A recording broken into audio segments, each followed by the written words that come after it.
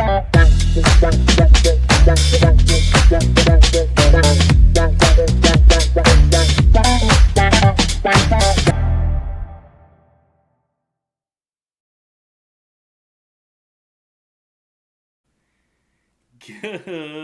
morning, everybody. It's a beautiful day. Welcome to the Fastcast, your weekly podcast of everything football. We got fantasy, we got predictions, we got bets, we got news. You name it. It's all here. It's all here, guys. We're going to be every Thursday morning, every single week, 8 a.m. And we're joined here today by the Fast Brothers. Let's get right into it. Week 4 finale. We're a full month into the season, heading on to week 5. Brother, let's kick it off. What do we got today? Let's get it. Now let's head over to DraftKings right now. We're gonna do our pick'ems and our bets for this week. Starting off pretty hot, we got a divisional matchup between two pretty decent teams here. We got the Tampa Bay Buccaneers and the Atlanta Falcons in Atlanta. This is going to be a close game. The odds right now -1.5 for the Falcons, actually in favor for the Falcons at home. This, like I said, it's going to be a tough game. It's going to be a very, very big win for whoever gets it for this division. For me, I'm going to take the Buccaneers. I think the Falcons still have a little bit to figure out still.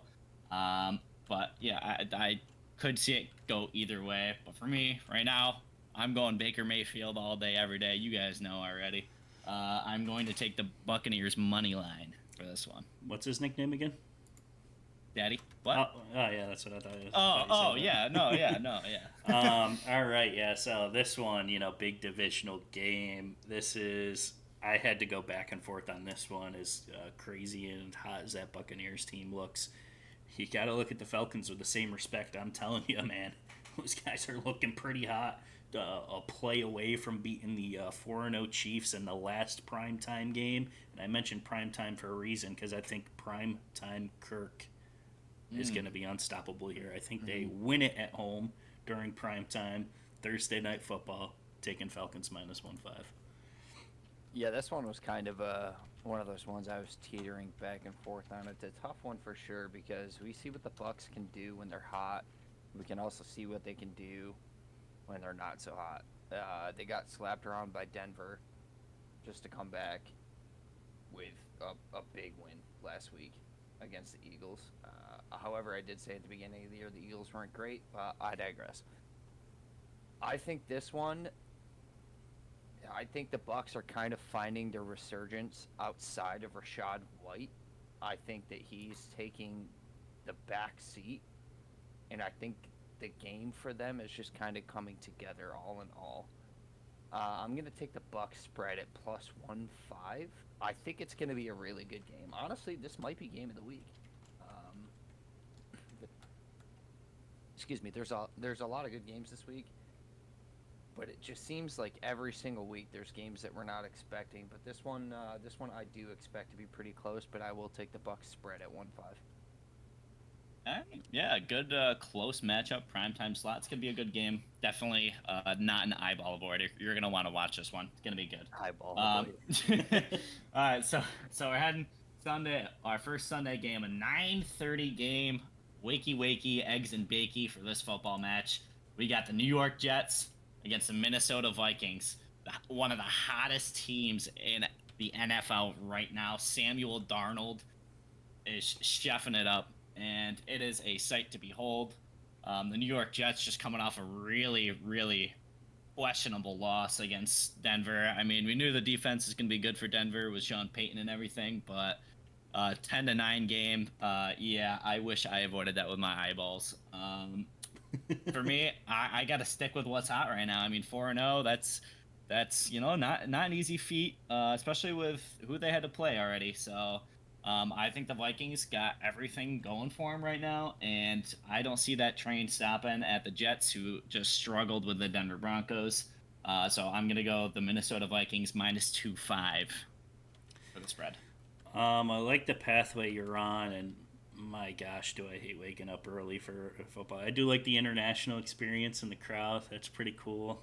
That yeah, it just seems like the day is so much longer when you start at 9:30 in the morning. But Oh yeah. I'm on the same kind of path here as you, Caleb. Sir Samuel, my guy. He has one of the highest passer ratings in the league. Who would have thought? Minnesota Vikings, Samuel. What the heck is going on here? But I think the Jets have a lot of issues in the background, coaching.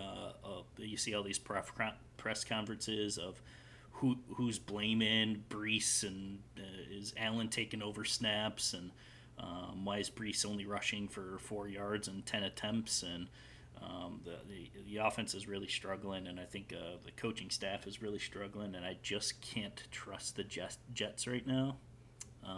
So yeah, I'm staying with the Red Hot Vikings -2.5. Yeah, pretty simply. I mean, it's in London, so it's really not anybody's. There's no advantage, realistically, anywhere. But it's just more of the same for the Jets. Unfortunately, they thought they had their guy in Aaron Rodgers, which it's still early, so maybe it's just putting the pieces together after him missing a whole year. But dude, the Vikings just look so good. I don't think that the Jets have what it takes to take them down in London. And you're right, brother. It kind of sucks having to wake up that early and having to be drunk all day. I mean, watch football all day starting at 9:30. So, but yeah, I'm taking the Viking spread for sure.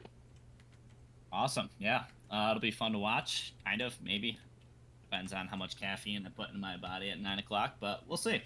Anyways, first 1 o'clock game here. We got the Cleveland Browns against the Washington Commanders. And yeah, the Commanders, Jaden Daniels. I doubted them last week. I picked the Cardinals like a big dumb idiot. I'll never do that ever again. The Commanders are talk about red hot with the Vikings. Oh my God, these guys on offense are absolutely killing it. It seems like nothing can go wrong. Jaden Daniels really is by leaps and bounds rookie of the year already for me. Um, Cleveland Browns very much struggling, especially offensively. Amari Cooper having like one of the lowest drop rates in the league right now. It's just going all downhill for him. It's not looking great. Even their defense, while it still is there, it's a little bit lacking still. But yeah, this is also in Washington, and I'm gonna go again with the red hot team here in the Washington Commanders. I'm gonna take their -3.5 for the spread. Uh, I mean, yeah, there's a lot to say about. I mean, Jaden Daniels has played 4 NFL games in his career, and all 4 of them have been pretty phenomenal. Not gonna lie. One interception, kind of like a weird bounce tap deflection kind of interception kind of deal. Rushing touchdowns, passing touchdowns.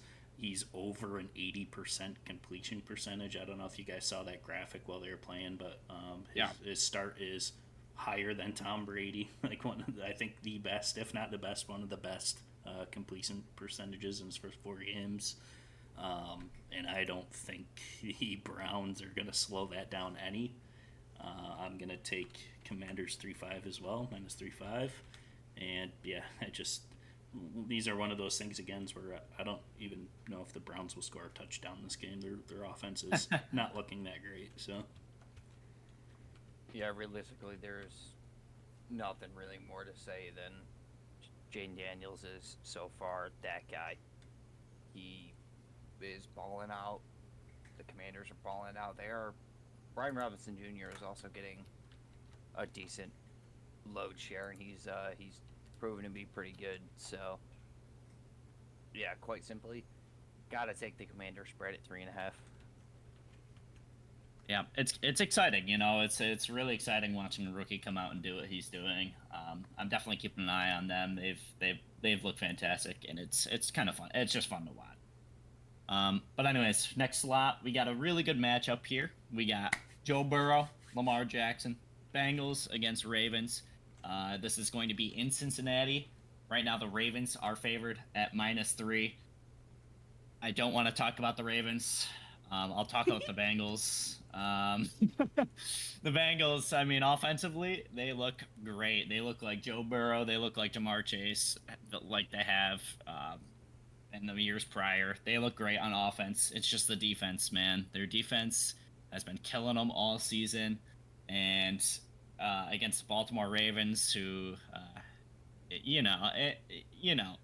they kind of destroyed the Bills. Okay, I'll say that. Derrick Henry ran for like 3 million yards. First play of the game, he gets an 87-yard touchdown or whatever garbage it was. I hate it. I hate it here. I hate everything. But yeah, they look great. They look like their offense is pretty much in line here. And if they did that against the Bills, I mean, I know the Bills are pretty much playing second stringers too, but still, if they did that against the Bills, who went 3-0 and played some pretty decent defense up till this point, I think they're going to do just about the same to the Bengals. Now, granted, I think it will be a little bit closer. I think the Bengals will put up more points offensively. I think the Ravens go into Cincinnati, and I think they take it. I it's a struggle for me to pick the -3, especially because it's in Cincinnati and a divisional matchup. But I'm gonna go ahead and do it. I'm gonna take the Baltimore Ravens -3 spread. All right, yeah, I couldn't wait to talk about this game. You guys making fun of me, mocking me, making jokes about the Dallas Cowboys and getting destroyed by the Saints and losing to the Ravens. By the way, we only lost by 3 to the Ravens. What was the score of the game last week? I stopped watching after the first touchdown. All right, yeah, I was just checking in, but I mean, I think the Ravens really have found their stride. Quite honestly, Derrick Henry for 200 yards on the ground. Lamar playing MVP football again. Hold on, let's relax because it was 199. All right. Okay, well, give him a yard. Give him a yard. 200. Lamar is looking give him enough. MVP caliber again. I mean, I could see a three-peat again, and yeah, the Bengals are getting there. They're 1-3. They're at home divisional matchup, and you know what? I'm gonna count it this week.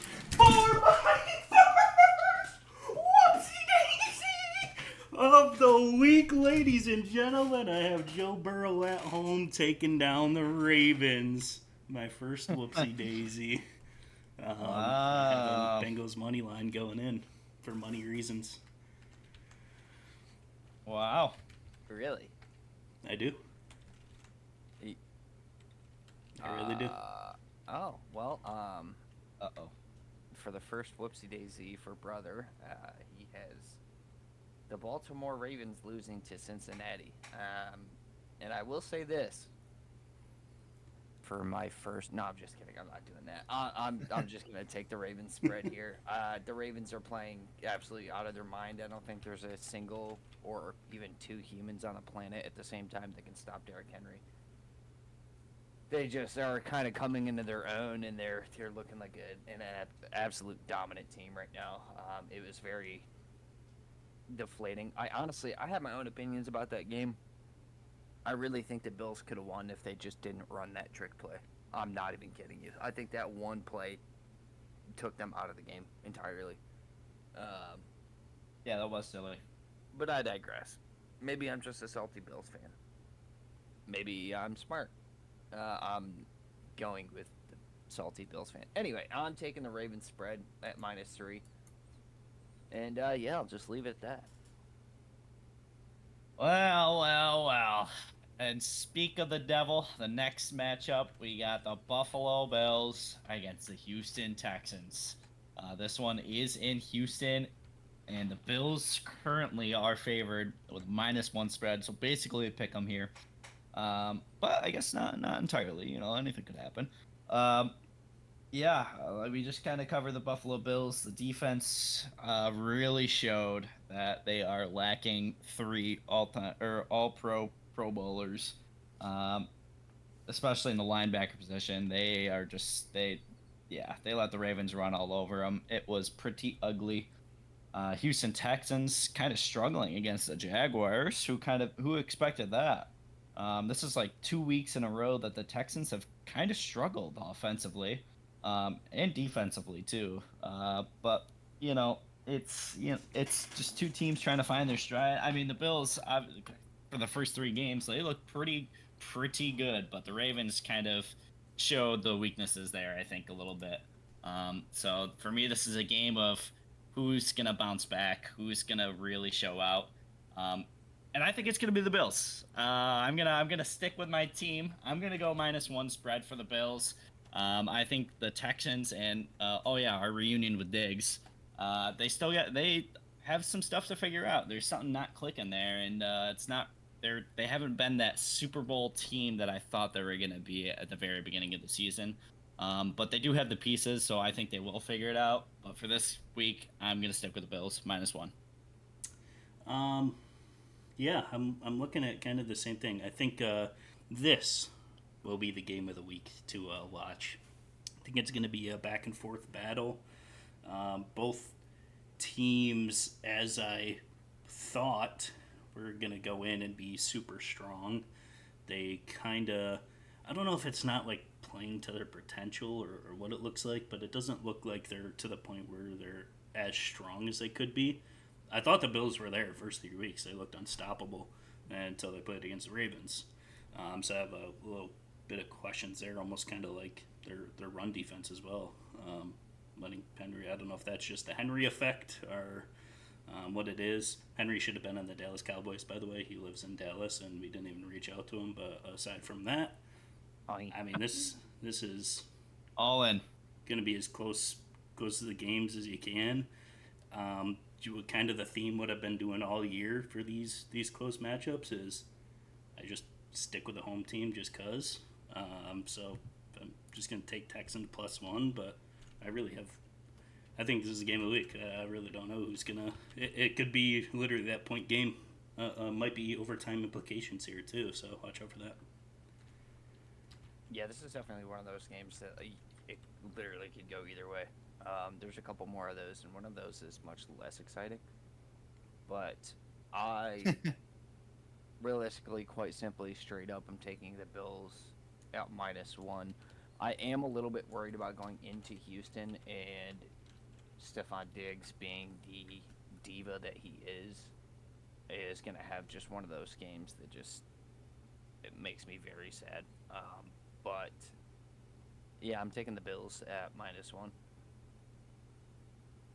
Yeah, I will say if you have Diggs in fantasy, I would start him because the NFL scriptwriters are going to go so hard and give him like 18 touchdowns, and it's going to be one of those things where he goes on Twitter and does his little diva thing, and everyone freaks out, and it's going to be a whole thing for the next multiple weeks. So definitely put him as a starter this week. Anyways, next matchup, we got a little bit of a doozier here. We got Chicago Bears at home against the Carolina Panthers. Last week, Panthers, they were, still the Panthers. Sandy Dalton, definitely a little better than Bryce Young still. They at least have some offense. The Chicago Bears, one thing I will say about them is their defense is actually very, very good. They have been playing very great defense. I didn't give them enough credit with the Rams. I think the Rams had a pretty decent offense. Obviously, granted all their injuries, but I still thought they were going to sling the ball. But the Bears pretty much shut everything down. So I got to give a lot of credit to the Bears defense, and I think the defense is still going to stay hot. Right now, the spread is at -3.5, and I don't see it being too much more than that. But I think it is going to be a little more. I'd say like a 4-point differential this game. I'm going to go with the Bears at home. And yeah, I think it's just going to be a defensive game for them, though. Okay, well, here's what I have to say. This game's going to be a blowout.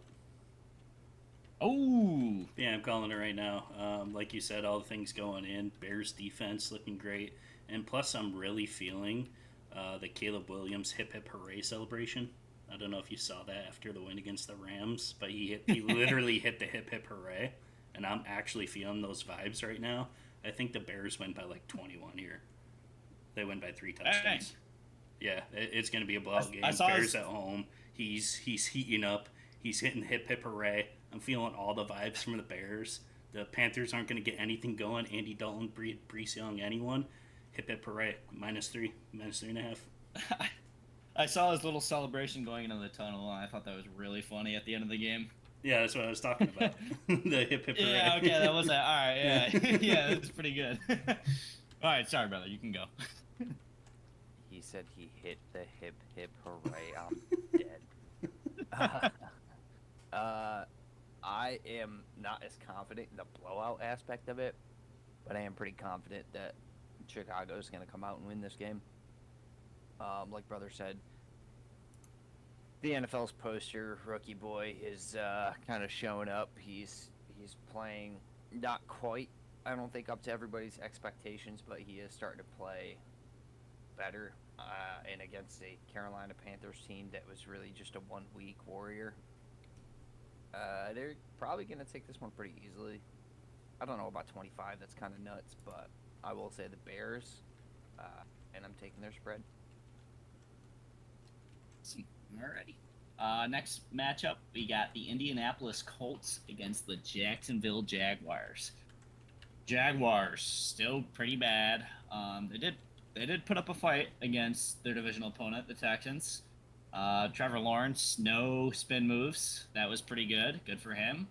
And the Colts, Anthony Richardson going down. For me, probably the best thing that could have happened to him.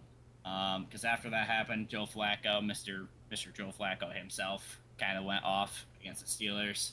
And honestly, I think he's a better quarterback, especially right now. So I'm going to say if Joe Flacco starts this game, I see the Colts winning this one. But if Anthony Richardson starts this game and plays this game, which I don't think he will, I think they're saying his injury is like a pretty big one, but not like that big, not too serious, but it is maybe sittable for a week or two. But we're going to have to see there. I'm not entirely sure quite yet. But yeah, Joe Flacco, I think if he starts this game, I think the Colts win this one. I'm going to go with the Colts money line here. I'm that confident that they'll win this one if, like I said, Joe Flacco starts. Yeah, let me think about this one because you got another divisional matchup. You know, they always play hard. We're in Jacksonville. For me, I feel like, and this is just out of nowhere, no supporting claims to this or anything. I just feel like the Jaguars have to win a game eventually, and I think this is the game they do it in.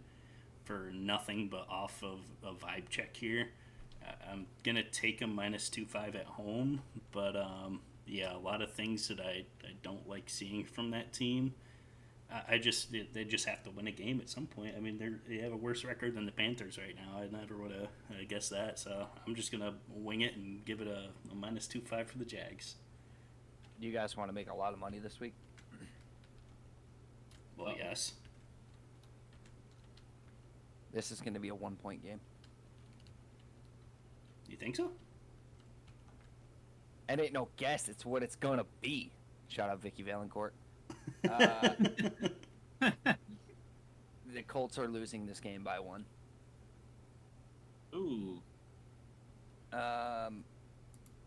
Historically, the Colts are terrible against Jacksonville in Jacksonville. Quite simply,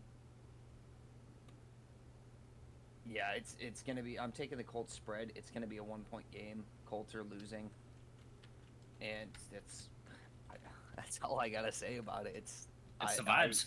This is literally probably the strongest I felt about any game this week, or really this year.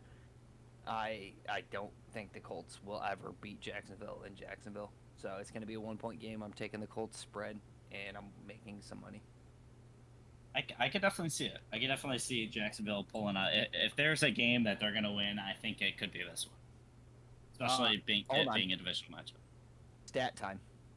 The Indianapolis Colts, the last time they beat the Jacksonville Jaguars in Jacksonville was 2014. That's when I graduated high school. See, I knew I had strong vibes about this game. I knew they had to win one.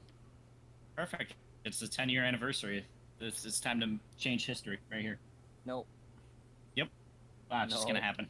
All right, now I'm doubling down on the Colts. Colts are gonna win this one. Joe Flacco. All right.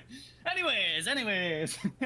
But definitely gonna be a close match, I think, for sure. Either way you slice it. Another divisional matchup here. We got New England Patriots and the Dolphins. Um, this one is an eyeball avoider. Please, at all costs. I mean, I watched the Dolphins last week against Tennessee, and yeah, I wish I didn't. Actually, I'm pretty sure I stopped right as soon as the second Monday night game came on, the Seattle Lions game. I'm pretty sure that's when I pretty much stopped. Although I did have to stay for the Will Levis meme. That I did stay for. I had to make sure of that.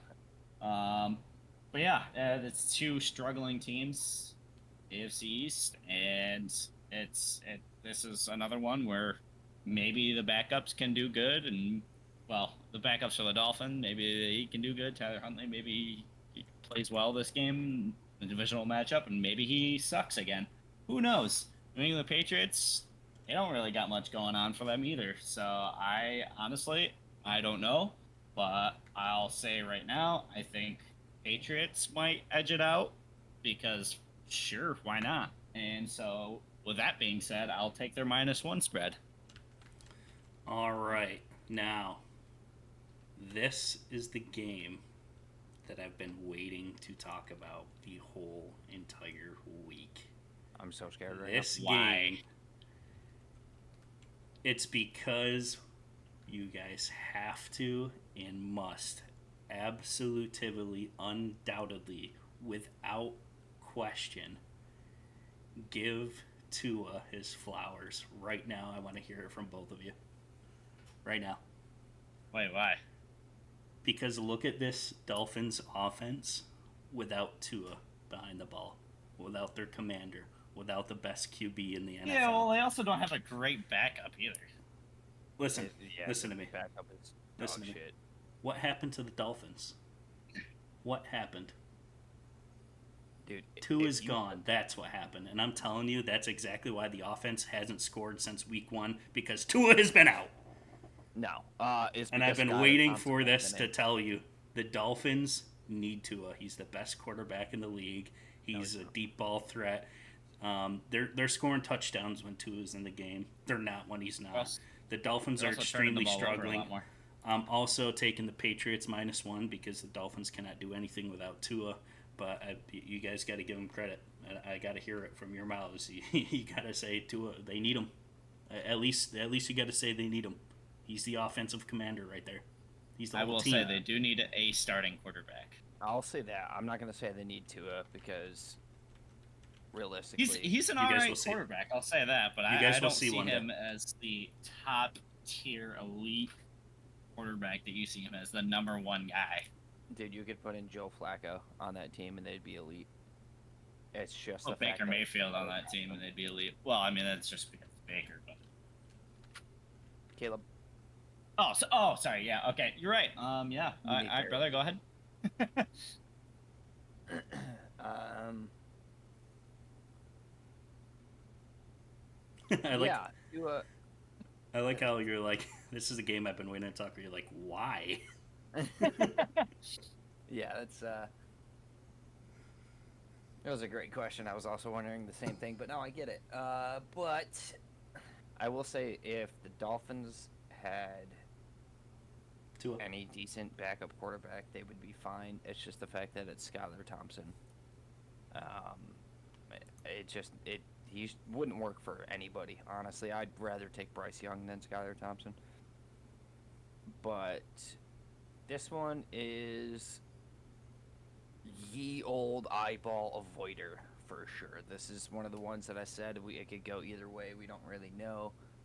But this is the one that's less exciting that I had mentioned earlier, and I think it's about time that Miami, as diluted as this team is right now, I think it's time they get a win. So quite simply, I'm only taking Miami money line, and that's it. There's no insight. Both of these teams are doo-doo dog water right now, so we'll see. Yeah, we will indeed see. Okay, and we're out of that time slot. We're on at the 4:05 window here. We got our first matchup, San Francisco 49ers against the Arizona Cardinals, another divisional matchup here. This one is in San Francisco. And San Francisco, they have all their pieces back, pretty much, for the most part. Obviously, besides Christian McCaffrey, but we already know week 9, he'll be back. He'll be fine. He'll be ready to go. Actually, I don't know anymore because all the news coming out about him. Apparently, they have to amputate his legs now. I don't know what's going on over there. We all thought he would be fine at the beginning of the season, but lo and behold, sorry everyone that picked Christian McCaffrey, the first pick in fantasy. Yeah, that's that. Yeah, I truly do feel bad. But anyways, Cardinals got completely washed by the Commanders last week. I picked them. I thought maybe my dark horse team would come through and put up a fight, but they didn't. Then again, that's against Shane Daniels, so we can't really put that against him. He's been playing absolute fantastic football. The 49ers, though, they're getting healthier and healthier. They looked pretty good last week. Granted, it was against Patriots. But right now, the spread is -7.5 for the 49ers, which is pretty hefty for a divisional matchup. And for that reason, I'm actually going to stick with the 7.5, the +7.5 for the Cardinals. I do think San Francisco pulls this game out. I think it's going to be relatively easy, but I think only for the fact that it's a divisional matchup, I think the Cardinals will stay relatively close, at least within a touchdown. And so, yeah, I will take the +7.5 for the Cardinals. Um, I'm gonna agree with you there too. I think the Cardinals keep it close. Also saw a joke on Twitter as well about Christian McCaffrey. It's like one week we find out he has the tendonitis in one leg. The next week we found out he has it in both legs. By this rate, by next week we'll find out he has like no legs. So Yeah. yeah, I I saw thought you were that. gonna say Got a he has it in his third leg little too. chuckle. But yeah, I'd say they keep it close here. Cardinals, I'm a little bit disappointed, and I had them as my sleeper team. You guys know that all the way from week one. Their offense starting out the year looked like it was going to be just that. They looked really fun, really frisky. Like they're going to put up a lot of points. Their offense was moving the ball. Now it's almost like they're falling asleep on the sleeper team. I don't really know what's going on. It feels like when I'm watching the games that Kyler Murray should be like a lot better than he is. I don't know what it is, but it just looks like when he has a good game, he's on. He's throwing 2 touchdowns to Marvin Harrison Jr. in the first quarter, and then the next week you're like, where did that all go? Did COD just drop or something? Like it's so confusing. Like where they are, it just they're. I feel like they're just right on the edge of being that sleeper team that I had them going for, but I think they're losing the edge here. I have them losing the game, keeping it close for divisional. Cardinals +7.5 for me. Uh, this one, great points. I think you guys are right on the money with the +7.5. If I'm betting to make money, if I'm putting these games in a parlay or doing same game parlay with this team, I'm only taking the Niners money line because the Cardinals do. I don't know. They are in and out. They can get blown out by 30 by this team, or they can show up and actually play football. So this one's a tough one to make money. I would say Niners money line just to be super safe. But I think you guys are right on the money with the +7.5. It may be closer than most people think. So that's that. What are you taking for the book's sake? The book's sake, jeez, this one's a tough one. I'm probably gonna also go +7.5 with the Cardinals.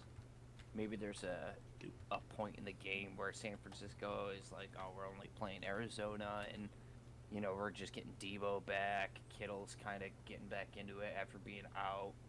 Brock Purdy doesn't look like the Brock Purdy of old, so maybe they don't go as hard in the paint. So I'm gonna say +7.5 along with you guys. Do you think 49ers taking it, though? Oh yeah, yeah, for sure. Okay, okay, okay. All righty. Next game, another 4:05 slot. Oh, and by the way, this is the bye week, so there's a lot of teams that aren't on here now. Just in case you guys weren't aware. Yeah, there's gonna be First bye like week. Lions for one. What's that? Yeah, first bye week. First bye week. So we got limited games here. But anyways, we got next game in Denver. We got Denver Broncos against the Las Vegas Raiders. Broncos are favored right now at -2.5. And I mean, offensively, they looked pretty bad. Actually, I could say this for both teams. But defensively, they were pretty good. I mean, they stopped Aaron Rodgers. Sean Payton does Sean Payton things. This one is a tough one for me. Another one of those eyeball avoiders. But I mean, I have no idea what's going on with the Raiders right now. I don't know if all you guys hear the chitter chatter about possible moves and Antonio Pierce making these business decisions, so to speak. But yeah, I don't know. They are struggling. They beat the Ravens, but they can't beat bad teams. I don't understand what's going on there. So for me, I'm just gonna take the home team on this one. I'll take the Denver Broncos for basically no other reason besides that they are the home team. And for -2.5, it's you got to take that spread. I'll go with -2.5 for the Broncos. Yeah, I'm going to take -2.5 as well. Broncos, and just a lot of the points Caleb said is they're just a team in shambles right now. It almost seems like since they didn't get as strong of a season start as they really wanted to, they're like in full panic mode. It almost seems like they've been in full panic mode for the past like 3 years since they signed Devontae.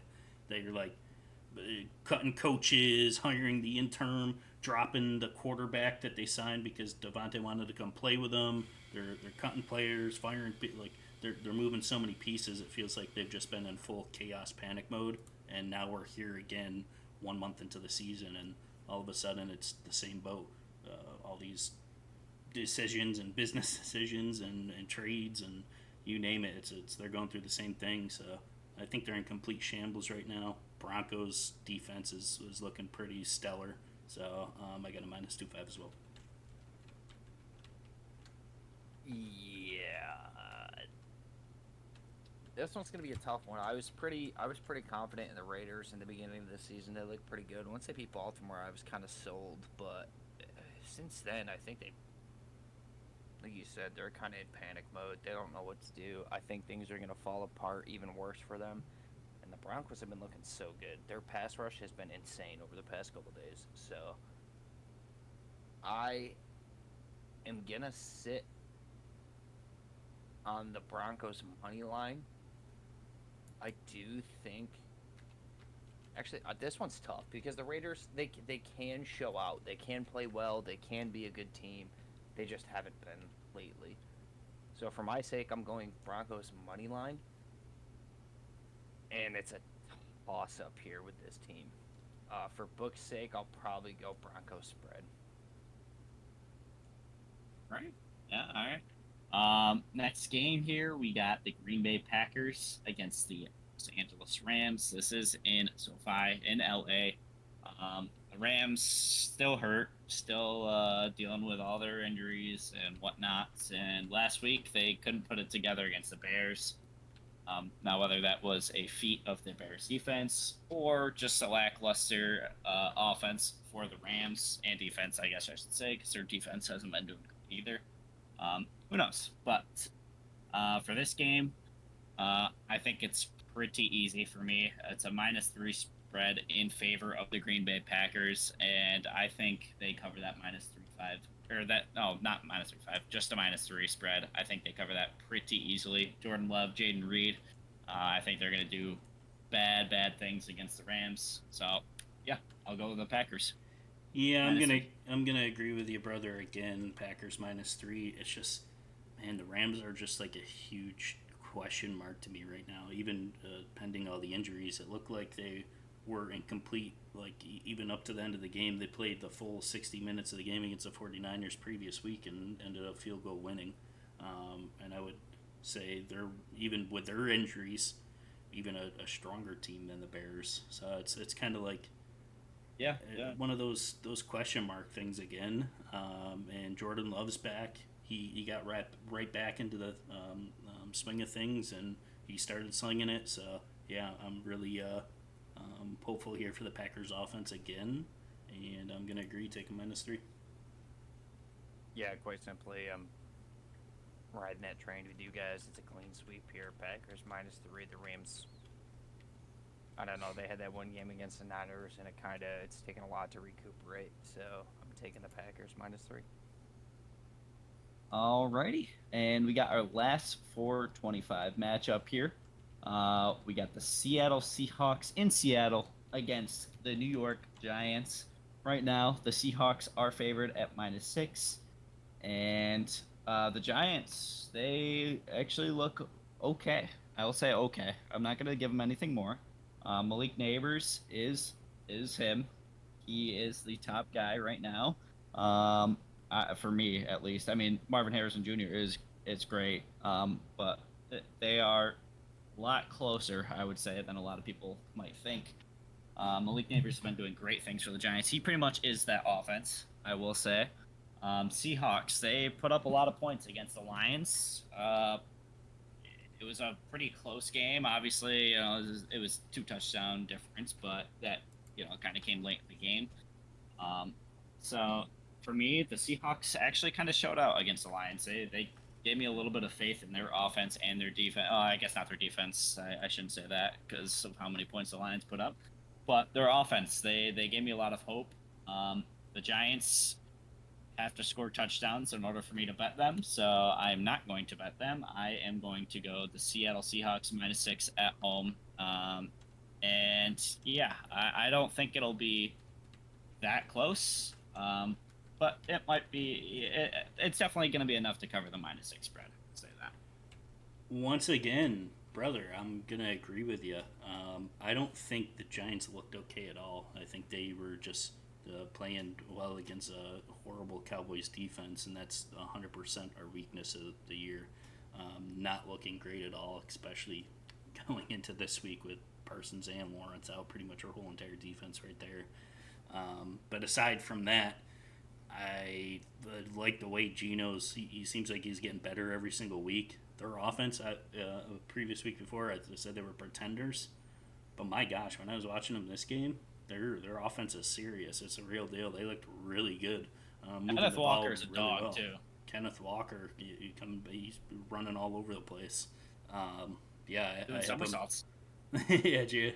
But yeah, I have a -6, and yeah, I think it's going to be one of those games where, yeah, not even close. I think the Seahawks are going to be explosive here. Giants aren't going to get nearly as much production against the defense here. They've just played against a much, much weaker defense last week, and my Dallas Cowboys, unfortunately, I'm really frustrated about it, and the season's over already, and I'm going to go cry myself to sleep now. Good night. Oh, don't worry. We'll talk about that in the next game. Great. Yeah, I am on the same exact trade as you, brother. When I said that the Seahawks were pretenders, their offense just looks way too good for me to stand by that statement. I said I mean, it's true. They haven't played anybody in the first 3 weeks. So it was kind of easy for me to say they showed up against teams that really didn't have the juice, but they also showed up against Detroit. Now, Detroit's just a better team than they've seen so far, but their offense looks pretty legit. Geno is showing up. Everybody doubted him, so I'm going to take Seahawks -6 as well. It's still the Giants, as close as that game was against the Cowboys. It's still the Giants. So I have no faith in them covering any sort of spread ever, unless it's for the Seahawks at -6. Alrighty, now we got our Sunday night football matchup. I'm standing up for this one. You guys, our brother Justin here is going to be at the game, so you might see him on television.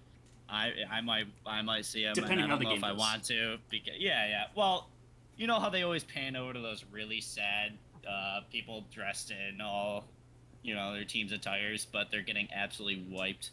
I have a feeling that might be you. But actually, just kidding, because I actually had the Cowboys winning this one in Pittsburgh. I know you're like, Let's fucking go. whoa. So I actually am going to take the Cowboys. It's gonna be close. I think the Steelers got all the pieces they need to win it. I think the Cowboys got a lot of figuring. They gotta figure it out. But still, I just for some reason, this one's pretty much just a vibe for me. I'm going Dallas Cowboys. I think everyone thinks this is going to be a really tight matchup. They have the edge for the Pittsburgh Steelers, but I think CeeDee Lamb, Dak Prescott, I think they actually show out this game. The key thing for me is if they can get any run game going at all, which is very questionable. But if they can, I think they get this win. For me, I'm gonna go with Dallas Cowboys money line. I'm going all in on them. Okay, hold on. Wait. Brother, you Brother, go next. You go next. Yeah, I was gonna say we're gonna save you for last because I know exactly what's about to happen. It's in Pittsburgh. It's gonna be a tough game for sure. However, I'm still standing, by the way. I know you are. I literally can see you, and I can almost guarantee that you're like halfway pacing. I really am. He's swaying. I really am. Dude, I know. I can see it. I am also going to take the Dallas Cowboys in this game. Oh, Not only that, I think I win by over a touchdown. oh. For money's sake, I'm taking the money line for Dallas. And that is that. And on to you, brother. Take it away, Gary. iPhone users beware. Guys, Go ahead. here's what it is. Okay. I'm feeling the energy already. I'm preparing for this week. I'm going to be in Pittsburgh at the game. No cameras panning to me unless I'm celebrating all the touchdowns we'll be getting. I'm taking Steelers minus 2.5. Okay. There's no shot. Are you We serious? we don't. I don't trust in the team. Our defense is missing all our everything. We're in Pittsburgh. I'm gonna be sitting there, and the towels are gonna be whipping me in my freaking eyeballs. I'm gonna be miserable, but at least I'll have a lot of drinks in me, so I can drown my misery out. Yeah, I just think just watching our team this year, it's not it. Guys, it's just not it. Even though I'm feeling the energy, I'm gonna bring it to the stadium, and I can't even bring enough because we suck. I got Steelers minus 2.5. He is 0-1 with the traveling games that he's gone to for the Cowboys. But And I bear witness to his face the but- first time. That was really funny. It was very nice. Didn't you go to Pittsburgh once too? Like, didn't you go before? hockey games, yeah. Oh, you've never. I've never been to in Pittsburgh, no, or the Steelers Stadium, no. So, have just the Bills Stadium? Bills, Tampa.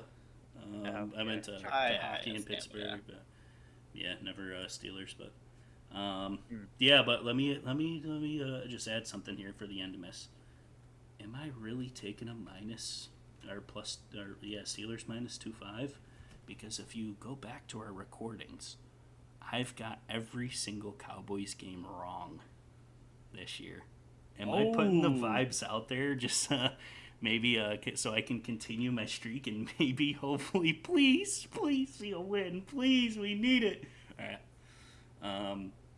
Yeah, I mean, hopefully my streak stays. I gotta take it just for because I've guessed it wrong every time, so I gotta put that energy back out, and I gotta bring it to the stadium. We have to win this game. So are you? All right. Yeah, I'm sticking with Steelers minus 2.5. Yeah. All right. Steelers are gonna win. Anyways, so on to the Monday night game. We got the Kansas City Chiefs in Kansas City against the New Orleans Saints. New Orleans Saints kind of had a comeback to reality these past couple weeks. They played against Falcons. Obviously, divisional matchup was a great game, close game, I should say. They still look they're just the Saints. They're pretty decent, both offensively and defensively. Taysom Hill with his couple rushing touchdowns. They're utilizing him a lot more. But the big topic here, Kansas City, Patrick Mahomes taking out his own wide receiver, Rashee Rice. Yeah, that was a big loss for Kansas City, I think, in my opinion. Um, and for Patrick Mahomes, who is, let me tell you, he's already struggling this year. He is almost leading the league in interceptions, right next to Anthony Richardson. He hasn't been playing a great past couple weeks, but obviously there's Patrick Mahomes. Obviously, he still is that number one guy. Um, he's got to spread the ball out. I think Andy Reid is going to be able to make that happen. They've targeted Kelsey a lot more. Maybe fantasy owners of Kelsey will be happy about that. Um, and it is in Kansas City, and so for those reasons, first whoopsie daisy! Oh my God, the stunner at home without Rashee Rice. The New Orleans Saints take over this game and they win it. Oh my God, take the Saints money line right now. Screw you, Chiefs. You go 4-1. Eat a bag of. I won't finish that. Wait, you're being dead serious? You're taking the Saints? I'm being dead for real right now. Yeah.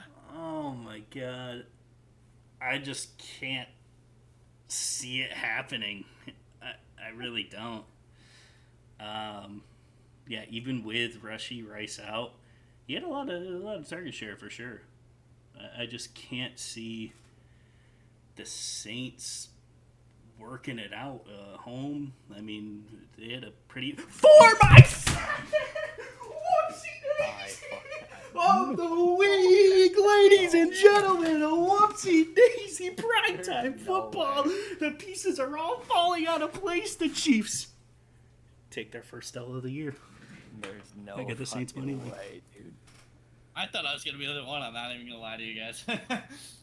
There's no way. That's, I don't know, man. This obviously with Rashee Rice going out, it's a big hit, but you got to figure Travis Kelce has been pretty quiet. He's got to show up at some point. He's got to score a touchdown. He's one of those guys that you look for in the red zone.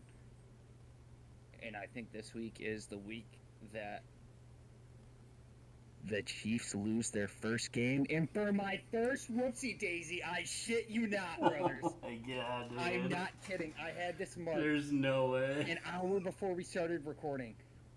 This is the week that the Chiefs go down. There's I have no the way. Saints money line. I swear to God. There's no way. Saints money line. Arrowhead, first L of the year against the New Orleans Saints. I think they find it again. I think they score 75 points. No, okay. I'm going to relax a little bit.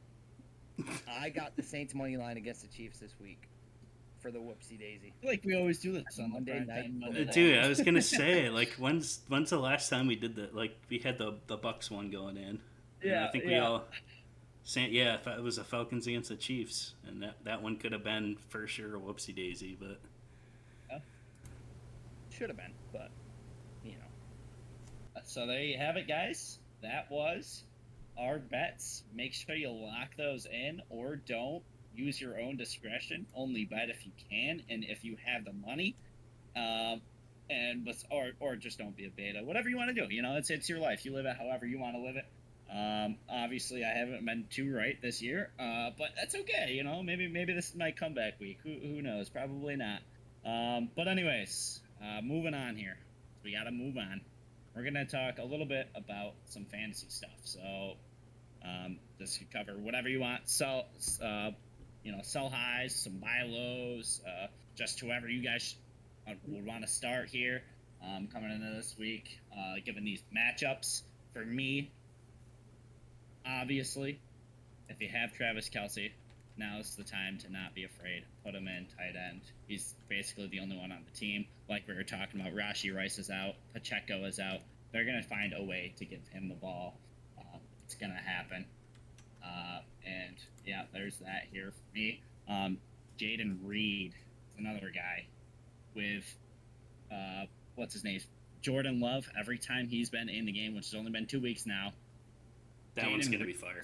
Averaged, I think it was 32 fantasy points per game with Jordan Love in. So against the Rams, Rams defense, I feel like it's going to be another big game for him. They're going to find a way to give him the ball. He's going to get you points. Start him, buy him, do whatever you can, get him. He's going to be a fantastic addition to your team. Definitely put him in the lineup if you got him. Another guy for me, kind of a lookout guy for me. I touched on him a couple weeks ago here. The Cincinnati Bengals, their running back room right now, Zach Moss, Chase Brown.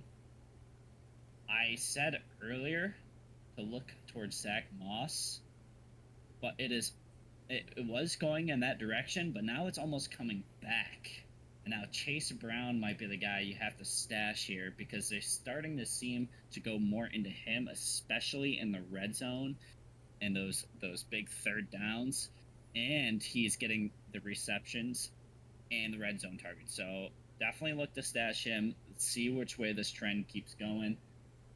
And that's pretty much it for me.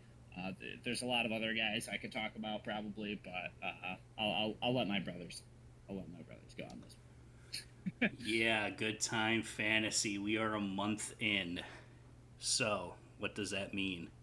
That means, for me, anything 2-2 and below, you got to start looking because this is a quarter way through the season.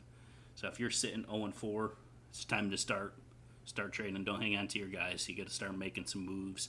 1-3, same thing. Start looking to at this point the draft class and the draft, like where you got your guys in the draft, it's no value right now. So you got to pick up the pieces that are quick wins, that are hot right now, and trading. These are my top, like I'll choose 4 of them. Ones you want to shoot for. Ones if you have them on your team right now, get rid of them. You got to start winning. We're a quarter of the way through. Get your fantasy team up and running. We're all making the playoffs. Everyone who listens to this right now is making the playoffs.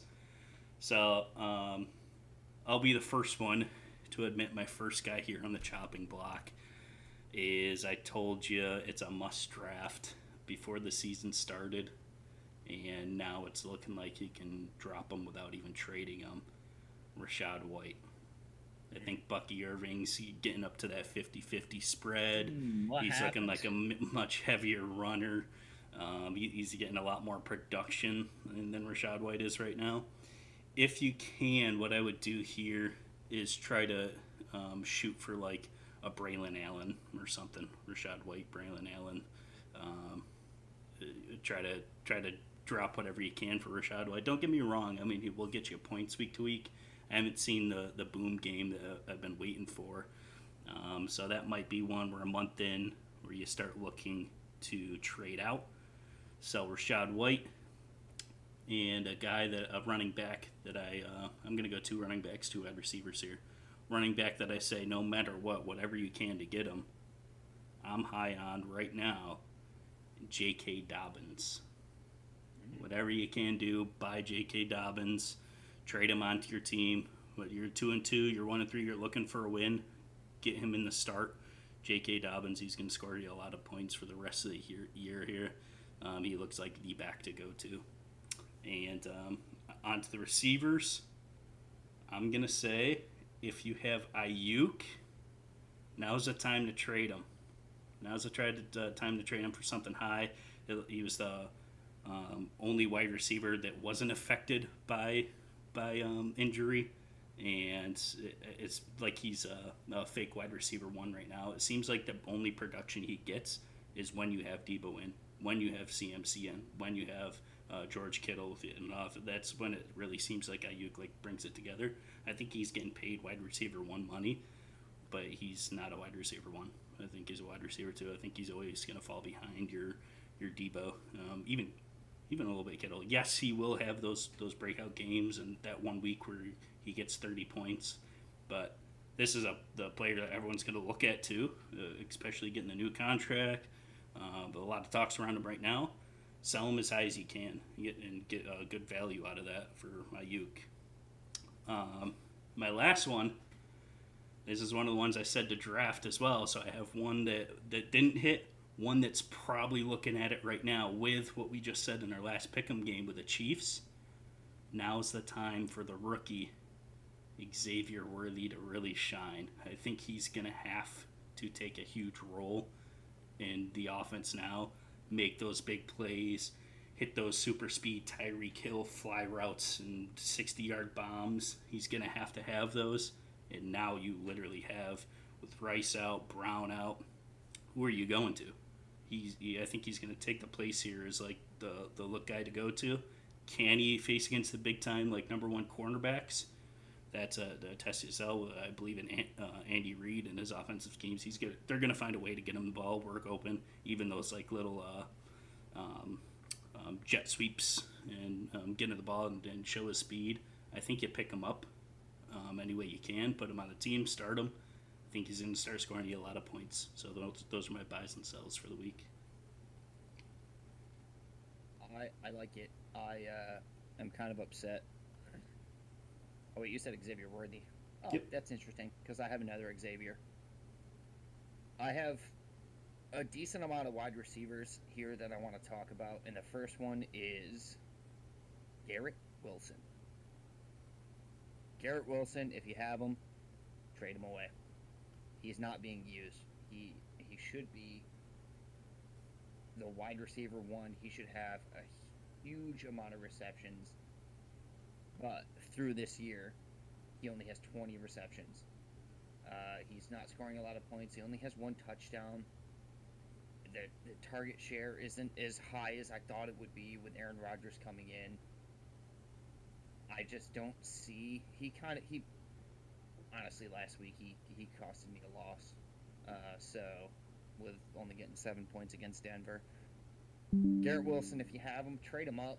I'm sure there's people that are going to want him down the stretch. I just think you can get better value from somebody such as Xavier Legette. Xavier Legette, with Adam Thielen going out, no more Bryce Young. You got the Red Rocket throwing the ball. It just seems to be a much better situation for Xavier Legette. I mean, I told somebody at work that he should pick up Xavier Legette and start him. And what did he do last week? I think he scored like 19 points or something like that. 16, 19, something like that. And I called it. I told him he's a rookie. He's not had a extremely productive season so far, but obviously with only 2 games underneath Andy Dalton, it's getting there. But with 19.6 points against Cincy, that's what it was. Only 6 receptions too, and a touchdown, 66 yards. He also had 2 carries. So they're kind of using him in a way that Debo's used or Xavier Worthy was used in week 1 for the Chiefs. Xavier Legette is a good pickup. Not only that, but as I see here, he's only rostered in 25% of leagues. 25. I know it's a little scary because it's Carolina, but there's a lot of promise in this kid, and he showed out last week. So if you have him, if you have room, throw him on your bench, a flex option in bye weeks for your receivers. He's a good option. Going into a drop, if you have Jalen Waddle. Jalen Waddle every year is that guy underneath Tyreek. If it's not Tyreek getting the ball, it's Jalen Waddle. Obviously, the Dolphins this year are hot dog water, and it's hard to watch. Hot dog water. People will still take Jalen Waddle. You can kind of use the edge where Tua is coming back later this year. So his target shares and receptions and yardage is going to go up once Tua is back, but that's if Tua comes back. Obviously, they're saying that he's going to come back. He's not going to stop playing football. He should. That could be a whole different segment. He should step away from the game. He should focus on his own health and not become Antonio Brown. But if you have Jalen Waddle, look to get rid of him. I drafted him, I think, in 1 or 2 leagues, and I haven't started him once, and I don't think I ever will. I'm looking to probably trade him. Going back to last week, if you listen to the It's Okay, It's Not Okay, I'm not going to try to essentially take advantage of an unknowledgeable player in fantasy, but I'm looking to get rid of him. So, and then my last pickup, oh my God, you guys are probably going to flame me for this one. He's only had one singular good week, and it was last week. It is a running back that has moved teams, and he is currently on the Chicago Bears. Anybody know who I'm talking about? Yeah, you do. DeAndre Swift. The beginning of the year has been atrocious for him. It has been absolutely atrocious. Last week against the Rams, he had 7 receptions. That's 7 points off the bat. Not only that, he averaged 10 yards per reception. 72 yards. 16 carries, 93 yards. almost 6 yards average, and a touchdown. 30 points against the Rams. DeAndre Swift is not a bad running back. He was put in a system that was built around their rookie quarterback. They built up their receivers. They tried to build up their own line, but it's just not working. And now, being that they're trying to figure out, Caleb Williams is playing a lot better, so now they're able to mix up the run game and the pass game more effectively. And they also do not have a very tough schedule up ahead. Next 2 weeks, they have Carolina and Jacksonville, which obviously those teams are kind of dog water. They have a bye week 7, and then they start to get into tougher games, but still, even then, towards the end of the season, that's when they hit their hard stretch, and maybe they come into their own, and they start figuring out, Caleb Williams finds his stride, and he becomes the quarterback that the NFL wants him to be. Excuse me. And, maybe the Bears figure it out. Maybe they are a playoff team. Maybe they're a tough opponent here in the second half of the year. So those are my pickups and my drops. Does anybody have anything to say about it? Good. Yeah, not DeAndre Swift. Anyways, no, I mean he had a great week last week. I obviously, but I don't know that it's really just the O line that makes me question it a lot. And Well, you know why he had a good week last week? Why is that? Because it was against the Rams. Nope, passing. Yeah. That's He that's a doesn't week. need no line if he's out, downfield. Yeah, we'll see that 30 points go to like 4 this week. But I guess if they keep trying to they're planning a Panther. I guess. And then they play Jacksonville. That's what I'm saying. keep trying to work the ball to him, get him the ball. It seems like maybe they're trying to get him, that run game going, whether that be the checkdowns or something. So I can see it, but that's what I'm saying. They're starting to get. There's a lot of DeAndre Swift hate right now.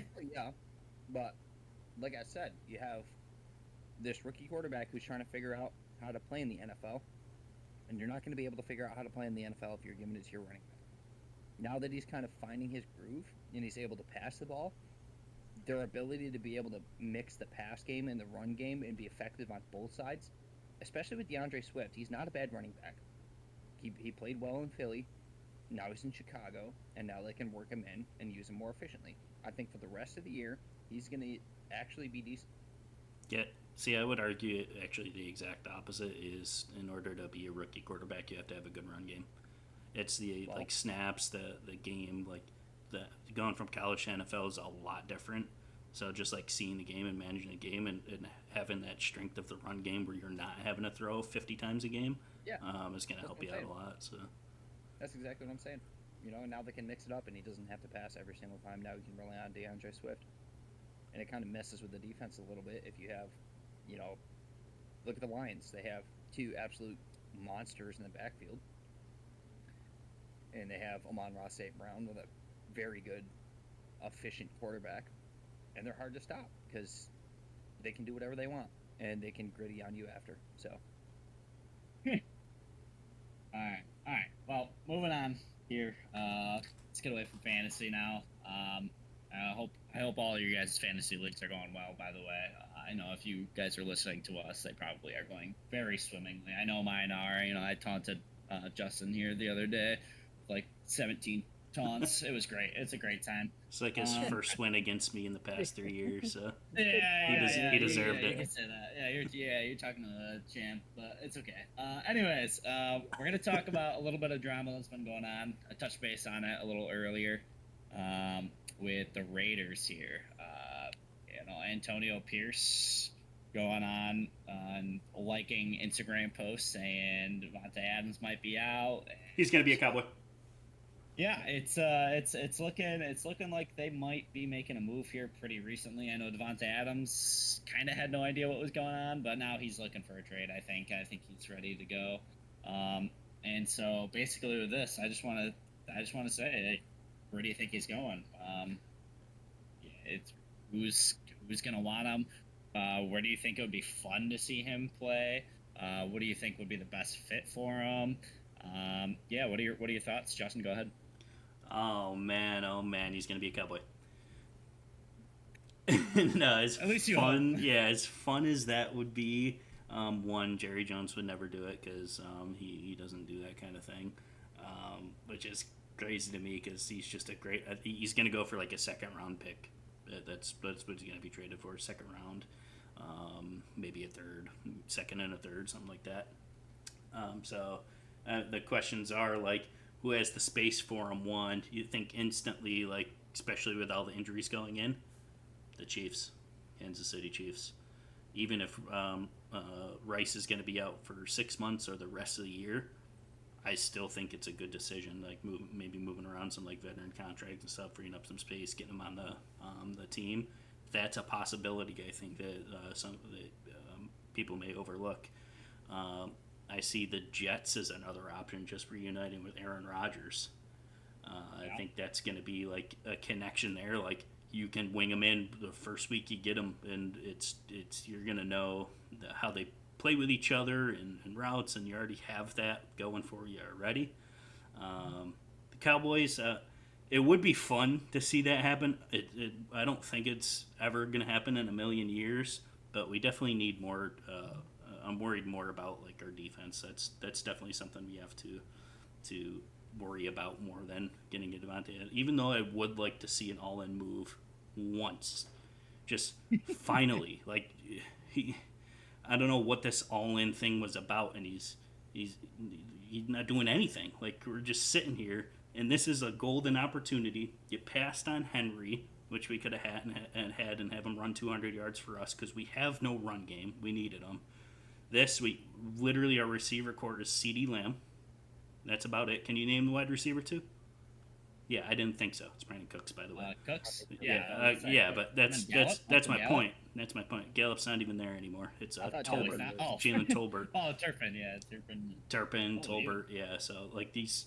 That's what I mean. Like adding like that S tier. He's 32, going to 32 now, but I mean he's Devontae Adams. You know what I mean? So that'd be really fun to see.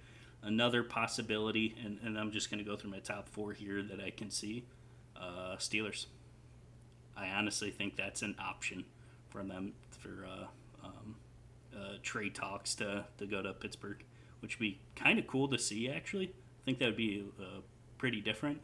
And my one thing that I'm going to say about the Chiefs and why I don't think it'll happen with the Chiefs either is I don't think they'll trade within the division. That's the only downside to that. But it's definitely something like I would be calling, and now that it's so out in the air and they're talking about it, like they do want to part ways. It's what's the word I'm looking for? Both consensual, I guess, for both of them. So it's out on the table. I'd be calling and see. You never know with that, and those are all the top 4 for me that I see to be really cool and very high possibility to go to. So we'll see how it plays out, but I think it's gonna be awesome. Right. Whoever gets them. Consent is key. Anyway. Yes. I didn't know. I was just saying. I know. I I just wanted to let everybody know that consent is key. Okay. Yeah. Great. Yeah. That's good. That's important. Thank you. Don't ever forget. Devontae Adams. Oh God, this year with receivers and contracts and trades and everyone being upset at somebody, there's a lot that I think could happen by the trade deadline. not only Devontae Adams, but a lot of different big names. But for Devontae Adams, the Raiders just came out and said they're going to entertain a trade. They're not hiding it. They're not really trying to avoid the conversations. They came right out and said it. So Devontae Adams carries what, like 25 mil in cap space or something like that. So it's gonna have to be. You're gonna have to figure that out in an aspect that you might be like a Russell Wilson situation where he left Denver and Denver's still paying his contract to go play for the Steelers. Um, Devontae Adams, if he's put on a decent team, he could be absolutely deadly. I was, I'm sure you guys know if you listen, I was hyping up Gardner Minshew. He was Himothy at the beginning of the year for me, but now it's kind of like one of those things is just kind of, I was just hyping him up for no reason. So putting Devontae Adams on a good team, obviously being a Bills fan, I would say we need a true wide receiver one. It's probably not going to happen as much as I would want it to. I think the Steelers are actually a pretty good fit for Devontae Adams. The only thing that I see wrong with that is Justin Fields isn't George Pickens number one is kind of a diva as well. He kind of has an attitude behind him. So I think that might cause issues where both of them are trying to be wide receiver one and neither of them want to step out of each other's way. So it might cause a little bit of issues there. But Justin Fields, as long as he's starting, he's not the most prolific passing quarterback. So being able to find targets for both George Pickens and Devontae Adams might be an issue. I think there's a lot of teams that need wide receiver help. The Falcons not being one of them. Let's just make that clear. If Jerry Jones really wants to shake it up, he should go after Devontae Adams. I think realistically, like brother said, they don't have a wide receiver two behind them. They don't really have a good wide receiver two. And being Devontae Adams, I know that he thinks highly of himself, and that might be the same situation, but it's CeeDee Lamb. Everybody knows that CeeDee Lamb is one of the best in the game. So taking a seat behind him and just having that powerhouse offense with your two wide receivers might be pretty legit. Honestly, it's going to be interesting to see where he goes and where other people go. Tyreek Hill, if you saw him last week, he was pissed off. He doesn't want to be there anymore. Well, that might be a little bit of a stretch, but he was very unhappy with the way things were going last game.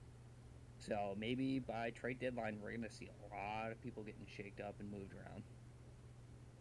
Yeah, it's one of the most exciting parts is seeing all these big guys. I mean, the trading is definitely not over. It's going to be some big moves, I think, still to be made. Jerry Jones might still go all in. Who knows? Maybe he was just waiting for this precious moment. He wasn't, but he was never. I don't see it happening.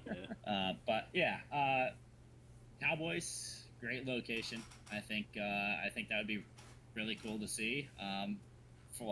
Especially for one of us here. One team that you guys didn't mention that I think would be really cool, only because Jaden Daniels has been so good. The Commanders, I think next to Terry McLaurin, I think that would be a great matchup. I think that would be a great pairing. They have a ton of cap space. I think they are on the up. They found. I think we can confidently say, even though it's only 4 weeks in, the Commanders found their quarterback. I think that's what they were really waiting for, and now that they really found it, I think they still have pieces.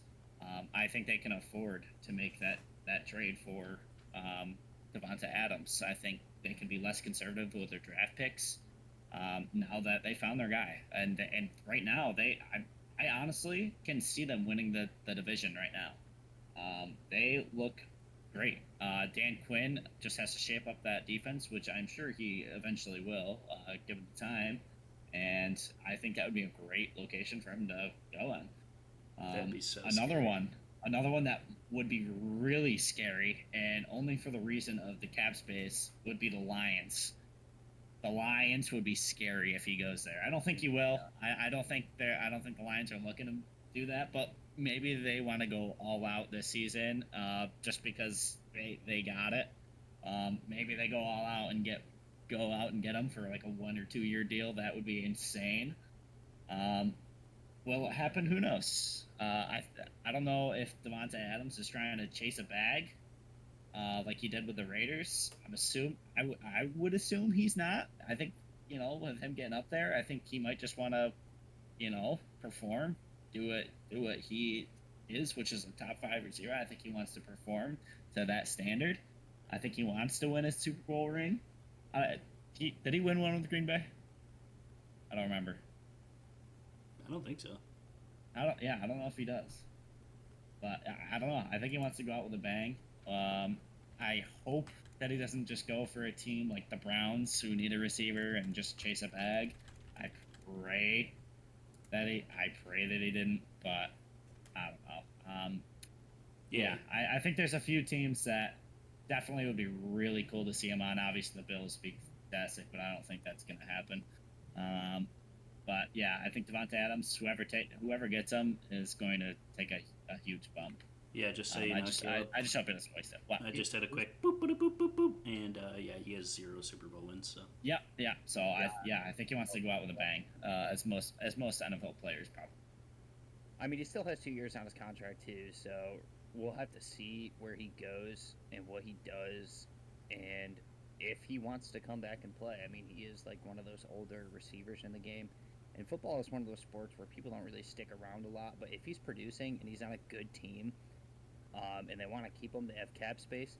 He might chase a bag, or he might do what Sidney Crosby does and keep the same the set. Cut that out. Yep. We'll edit that in post. But he might keep the same salary every single year. Nobody does that though, except for Sidney Crosby, because Sidney Crosby's the GOAT. But that's besides the point. All right. Well, I don't know how we got into Sidney Crosby in hockey, but yeah, well, I guess we're there. But anyways, to wrap it up here today, guys, kind of didn't go into too many topics here, but run kind of low on time. Yeah, it's been a pretty decent amount of time, so we'll wrap it up here with everybody's favorite part of the week. Is it okay? Is it not okay? This one, a little bit of a different spin on it, but still, we are 4 weeks in, going on to week 5. We talked about it in the very beginning, or in preseason. The kickoff. Has it worked? Is it okay? Is it not okay? The new kickoff. What are your thoughts? Justin, go ahead. Is it okay? Is it no good, bad, get rid of, Like you're not okay. referee signals in your room. I am. I'm getting the safe sign, but I really get out of there sign. I still to this, it just looks so awkward to me. I was trying to actually, before talking about this, look up the percentage of returns this year versus the first 4 weeks of last year, because that was literally the whole point of changing it, is they wanted to see more returns and more runouts instead of touchbacks. Honestly, I don't think it's even changed. The only thing I got is like the preseason. It says it was significantly higher, more returns, but I think that in preseason is just like a tester, like to see how it's going to be for the year. I feel like during the year, it's just the same. Like they're starting at the 30, they're kinking it out a lot. Even the returns that I do see is just like, all right, you're like 3-4 yards short of the 30. I haven't really seen any breakout. I think there's been one return this year. Yeah. Yeah, we won't talk about that. Yeah, there's been one return against the Buffalo Bills Cardinals. And I think that was the whole point, to see more action on that. It hasn't happened. It just looks awkward. I like the feeling of like you kick it and there's folks just flying down and you get cracked at the end of the play because a guy running 90 mile an hour downhill to you. That's the physical football that I want to see back to the old days. But yeah, I don't know. I'm not sold on it still. And just it's just, I don't know. It's not okay for me. it's one of those things that a sport's gonna change just to see you know the outcome. And so far, like brother said, there's just not a whole lot of excitement around it. They wanted more returns, they wanted more action, they wanted a different look, but it does look goofy. It's super weird. Obviously, new things are going to be weird, but being that there's the result hasn't really changed. There's nothing new. There's, like you said, no returns really. Nothing's really happening. Nothing is different. It just kind of it seems like a super wasted. Now they have to sit with it the entire year. They can't change it back in the middle. Or Roger Goodell said he wasn't going to change it back in the middle of the season. So now they have to sit with it in the middle of the year and just deal with it. So how crazy would it be if they go back on it like next year? Like all throughout history, there'll be that you'll be watching like old time football videos and you go back and you see this weird formation just for 1 year.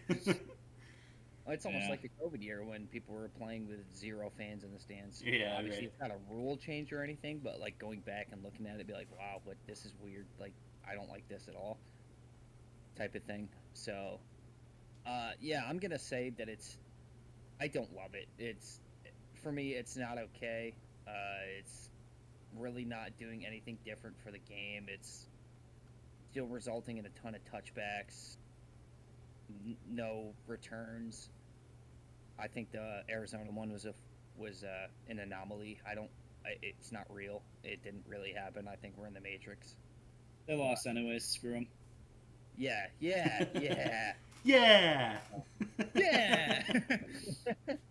So yeah, my final say is it is not okay. Well. I hate to be this guy that disagrees with the both of you, and that's why I won't disagree with both of you. I will agree with both of you. I also agree. I don't think it's okay. And I've seen a lot of change in my life. You guys grew up with different things than I did, and me being the young brother here, I just I've seen a lot of different things than you guys have. But there's one thing that I really miss about every Sunday, and that is watching a full team run full speed all the way down the whole stretch of the field after they kick it off and absolutely plow people. But we don't get that with a new kickoff, and that makes me sad. I love violence. I love seeing people get absolutely obliterated because it is fun to watch. That is why I watch football. And yeah, I think it's honestly, even with that return touchdown, I know it was against my team, but like it wasn't even that exciting. Like it's kind of like, oh, he got past that one little line and now he's gone. Oh, great. But with the other kickoffs, you have to get past like waves of people. It feels like, True. and everyone's shifting around all over the field, and it's like it's much harder and it's more electric with the old one where I don't know, there's just a whole different feel about it, especially when you get that return. It is like I'm thinking actually back to another Bills return against the Patriots, that game after DeMar Hamlin incident, that game right afterwards they returned it, and that place was buzzing. That it was obviously with the whole story too and everything, but I don't know. It's just times like that with that old kickoff that it really just makes me miss it. Yeah, they returned it twice. Yeah, they did return it twice. Yeah, that was incredible. If they did it 3 times for DeMar Hamlin. If they returned it for a 3rd time. Okay, the scriptwriters aren't that smart. Okay. Yeah, they would have gone wild. But yeah, the whole city of Buffalo would have been lit on fire. What's the thing, by the way? Like when fans are celebrating, they light stuff on fire. Like, why? I think you're just in the moment. You're like a 12 rack deep, and you're just like, let's do it. I think that's pretty much how it goes. You immediately revert back to the caveman ways and go, ooh, fire! Yeah. So yeah, to conclude it, all of us say it is not okay.